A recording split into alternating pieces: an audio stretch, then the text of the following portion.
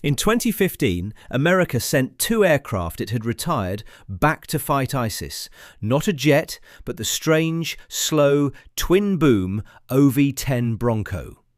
They went to northern Iraq under Operation Inherent Resolve as part of a classified experiment called Combat Dragon 2. The aircraft were former military Broncos, rebuilt into the OV-10G Plus standard with glass cockpits, electro-optical and infrared sensors, encrypted radios, defensive systems, 4-bladed propellers and laser-guided 70mm APKWS rockets. These weren't untouched Vietnam relics pulled from storage.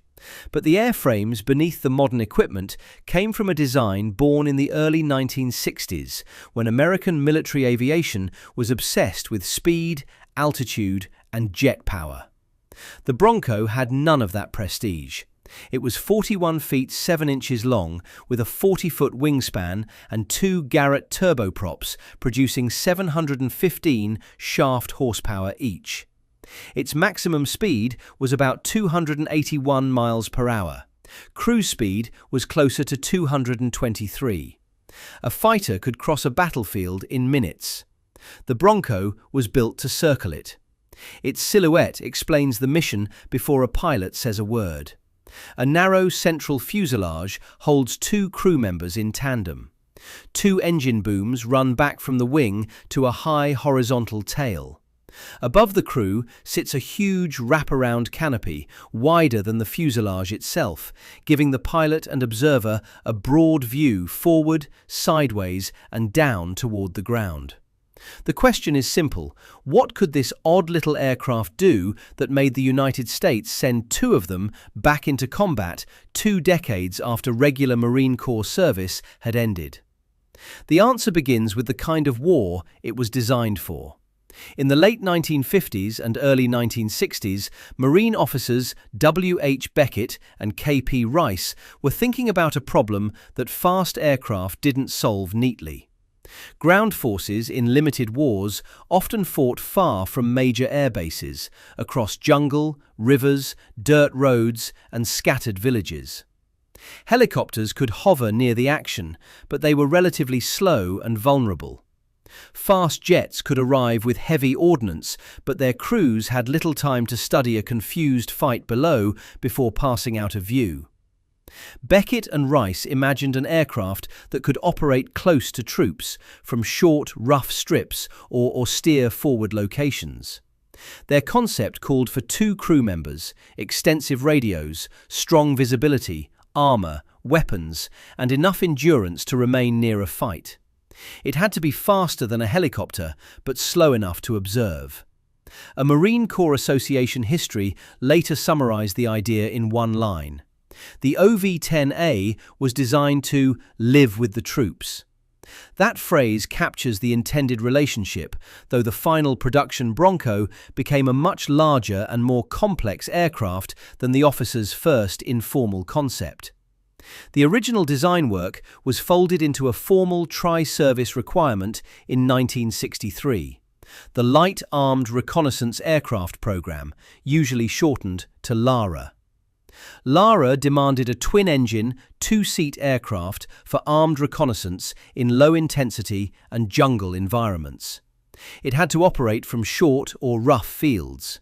It also had to carry a useful load, 2,400 pounds of cargo, or 6 paratroopers, or stretchers, and a medical attendant. That requirement tells us the Bronco was never meant to be only a gun platform.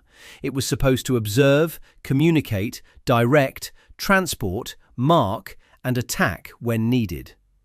North American Aviation entered the competition with the NA-300. The design won in 1964. 7 YOV-10A prototypes were ordered on October 15th that year, and the first prototype flew on July 16th, 1965, with North American test pilot Ed Gillespie at the controls. The first production OV-10A flew in August 1967. By 1968, Broncos were entering combat in Vietnam. North American had turned a marine idea into a machine that visibly carried its mission in its shape. Look at the high wing. It sits above the crew rather than blocking their downward view. Look at the central nacelle, compact enough that the wide canopy dominates the aircraft's profile. Look at the twin booms. They place the engines and tail structure away from the crew compartment, leaving a cockpit that could be built around observation rather than around a narrow fighter-style canopy. Inside were a pilot in front and an observer or forward air controller in back. They weren't simply flying from point A to point B. One man could handle the aircraft while the other watched terrain, tracked activity, worked radios, marked targets, or coordinated with troops and strike aircraft. That division of labor mattered. The Bronco's standard Vietnam-era armament included 4 fixed 7.62mm M60C machine guns in lower fuselage sponsons. External hardpoints could carry rockets, bombs, gun pods, fuel tanks, and other stores. Yet the weapons were only one part of the aircraft's identity. The Air Force acquired the OV-10A primarily as an airborne forward air control aircraft. Its job could include visual reconnaissance, locating targets, directing strike aircraft, assessing bomb damage, spotting for artillery, controlling gunships, and relaying radio traffic. A forward air controller didn't replace a strike aircraft. The controller made strike aircraft more useful in an uncertain situation. A fast jet could arrive carrying more ordnance and moving far faster than a Bronco. But a Bronco crew could search an area, identify what mattered, communicate with people on the ground, mark a target, direct attacking aircraft, and remain nearby long enough to see what had changed after the strike. That is the difference between a pass and an orbit. The Bronco's typical cruise speed of 223 miles per hour wasn't impressive beside a fighter's. Its endurance was. On internal fuel, Broncos could remain airborne for more than 3 hours. With external tanks, sources cite up to about 5.5 hours, depending on load and configuration. 3 hours is longer than many ground engagements last. 5 hours can cover the period when a patrol moves from uncertainty to contact, from contact to calls for support, and from support to extraction. That persistence came with danger. Low and slow wasn't a magic formula. It exposed aircrew to rifle fire, machine guns, anti-aircraft guns, and terrain. US forces lost 81 OV-10s in the Vietnam War from all causes. 64 Air Force aircraft, 7 Navy aircraft, and 10 Marine Corps aircraft. The Bronco's strength was situational. In a heavily defended airspace, a slow observation aircraft could become too vulnerable to operate. But in the kinds of dispersed ground fights that demanded looking, talking, and staying close, its weakness in a speed contest became useful time over the battlefield. Marine Broncos arrived in Vietnam in 1968. VMO-2 received OV-10s at Da Nang on July 6th. Marine crews flew visual reconnaissance, forward air control, artillery and naval gunfire spotting, helicopter escort, convoy escort, radio relay, limited utility work, and ground attack missions. The Air Force began combat Bronco operations in July 1968. Its OV-10A crews directed day and night strikes, conducted bomb damage assessment, performed visual reconnaissance, controlled gunships, and worked with artillery units. A small number of Air Force Broncos later demonstrated how adaptable the observation mission could become. Under the Pave Nail program, beginning in 1970 and 1971, a limited group from the 23rd Tactical Air Support Squadron at Nakhon Phanom, Thailand, received laser designation equipment, a specialized night observation system, and LORAN navigation gear. Those aircraft searched for traffic on the Ho Chi Minh Trail and illuminated targets for F-4 Phantom II crews carrying laser-guided bombs. The Pave Nail Bronco wasn't a standard Vietnam configuration.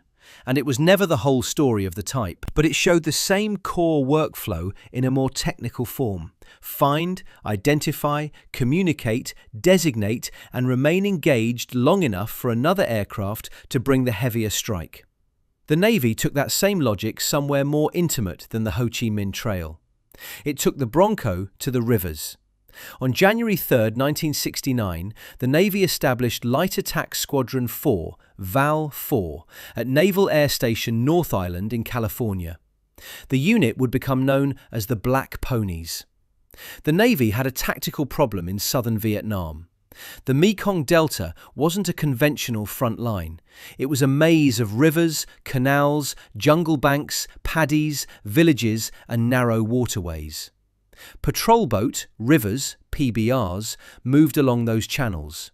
SEAL teams, South Vietnamese forces, army units, Navy riverine forces, and mobile riverine force elements operated through country where a boat might be only a few meters from a concealed firing position. The Black Ponies flew Marine origin OV-10As, borrowed or transferred to Navy control. Accounts differ on the number of aircraft assigned over the period, but the squadron's purpose is clear in the Navy's official history. Surveillance and offensive operations in support of river patrol craft, air support for SEALs, and support for combined US Army, Navy, and South Vietnamese operations. VAL-4 deployed to South Vietnam in March 1969.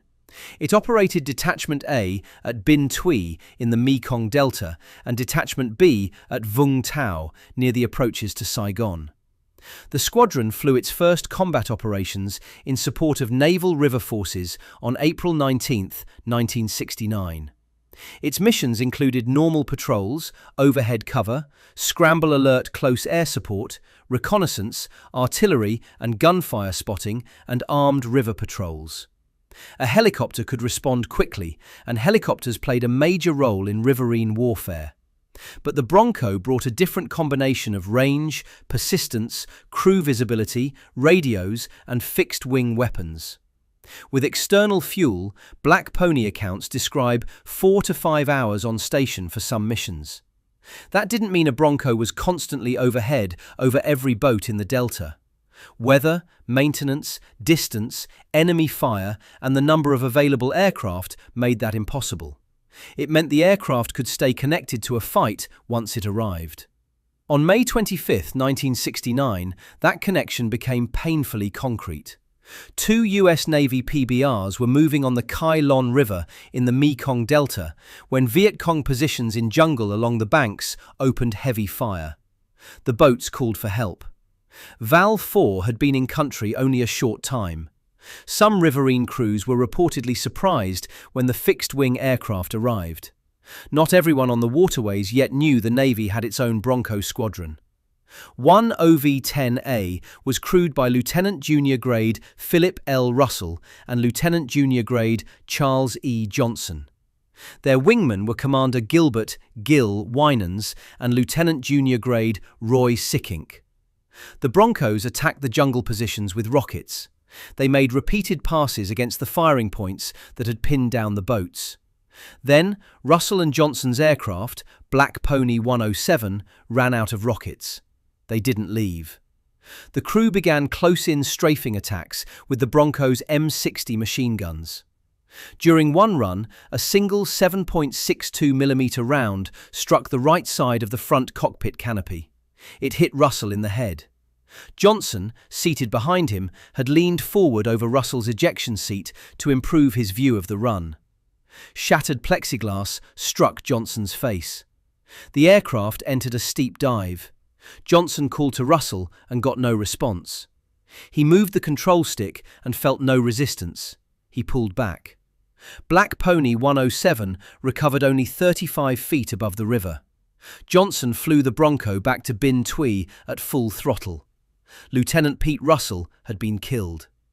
The event is a reminder of what the Bronco's mission demanded. The aircraft could see into a ground fight and remain near it. It could also be hit by the people firing from that ground. For the Black Ponies, that day was a wake-up call. It was also proof of the difference between a weapon system that makes a single attack and one that remains in the fight long enough for the situation to change. The aircraft wasn't simply circling above the PBRs. Its crew had to identify firing positions through jungle cover, work with boats moving along a river, decide when to attack, expend rockets, shift to guns, and keep flying inside the enemy's range. A riverine firefight has no clean geometry. Friendly boats move, banks curve, tree lines conceal shooters. The enemy may be close enough that a mistake in identification can kill the people asking for help. That is why a broad canopy, 2 crew members, radios, and time on station all mattered. A fast aircraft could still support the force below. The Black Ponies didn't prove that speed was useless. They proved that a ground fight sometimes needs an aircraft whose first job is to understand what it is looking at.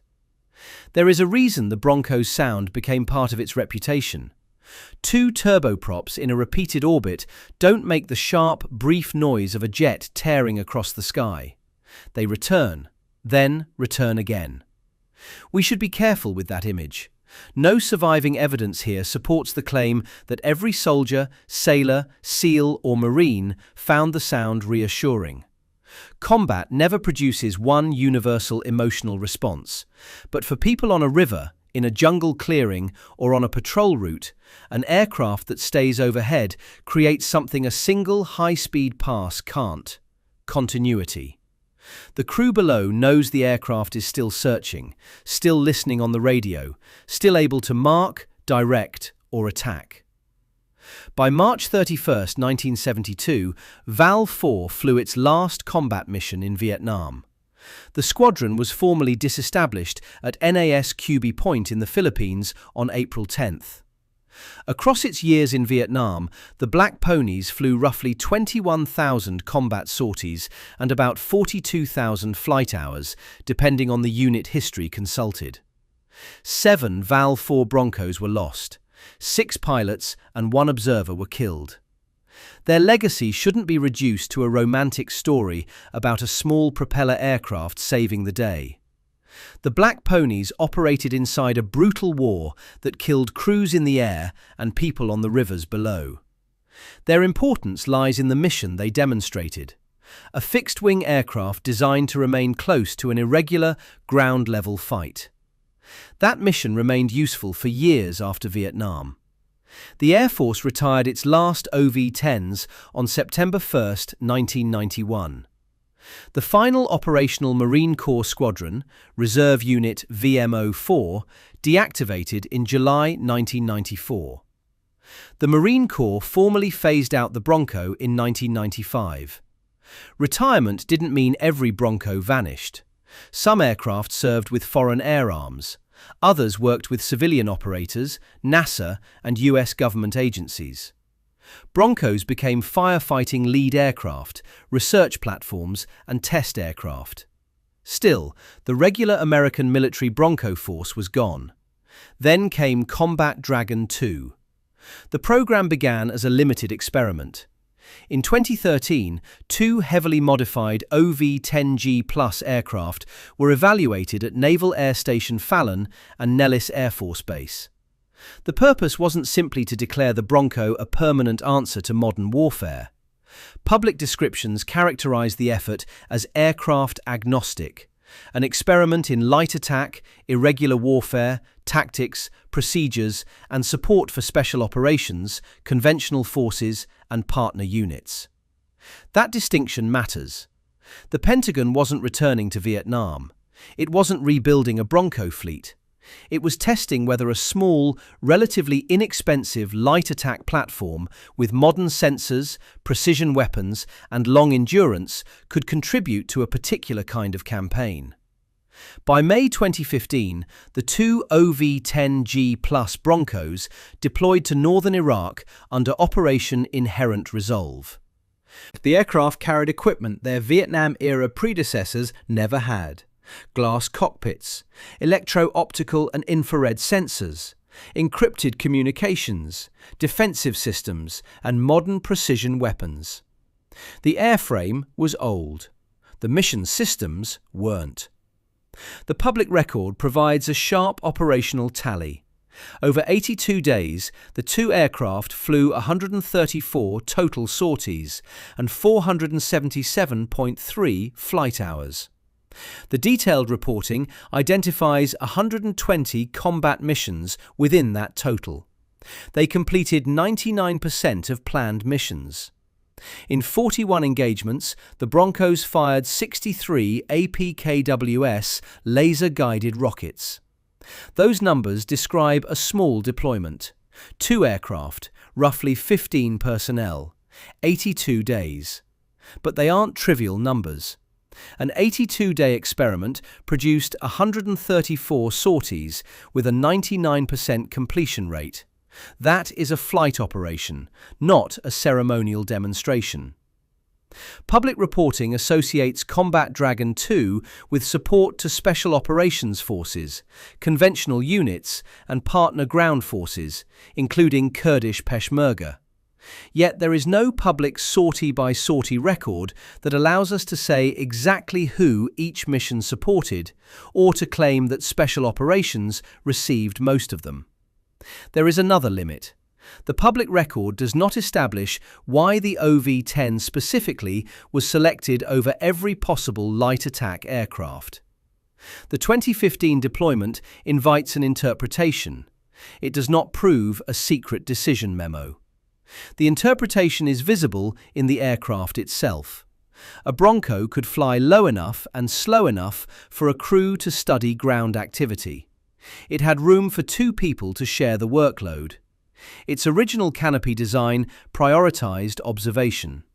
Its turboprop engines gave it endurance measured in hours, not in one brief pass over a target. And in 2015, modern sensors and precision rockets gave an old airframe a very different set of tools. That does not mean the 1968 Bronco and the 2015 OV-10G Plus were the same weapon. They weren't.